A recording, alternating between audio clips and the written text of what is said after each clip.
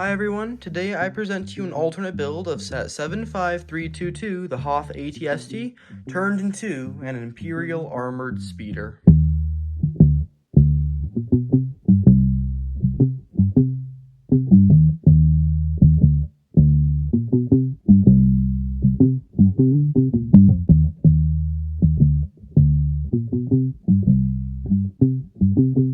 This alternate build features the armored speeder, which looks really nice and has a sleek design. This mock can hold 4 troops, but it's usually seen with 3, the pilot, the navigator, and the gunner.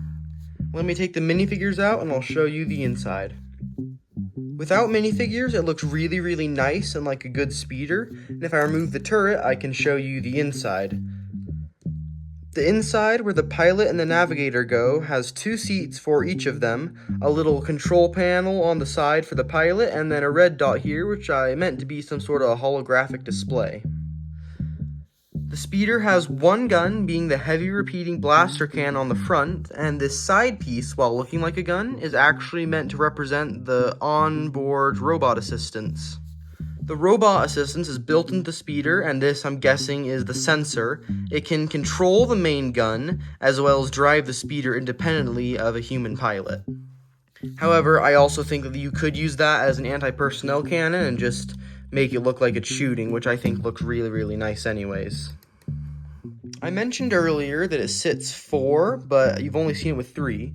So if you remove the blaster turret, then you can fit 2 people here and 2 here.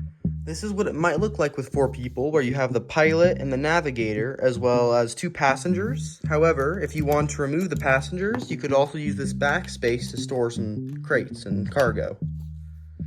The only part of the speeder that uses pieces from the probe droid is the blaster cannon, and that's just because the AT-ST didn't have a lot of parts to make a good blaster cannon. So if you wanted to have the probe droid and the speeder built at the same time, you could either make a couple makeshift cannons, which I have 2 designs here, both look exceptionally good in the speeder, or you can use parts from your own collection to make your own design, or just use it without a cannon because it can then haul cargo or just fit passengers, which looks really nice.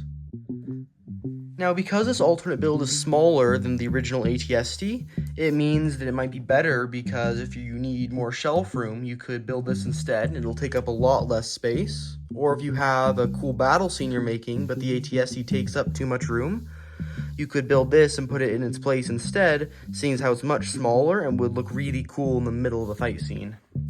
The reason I came up with this design is because I wanted something smaller than the original set, so it would fit in better on my shelf, and it would also look really nice and still fit with the Imperial theme.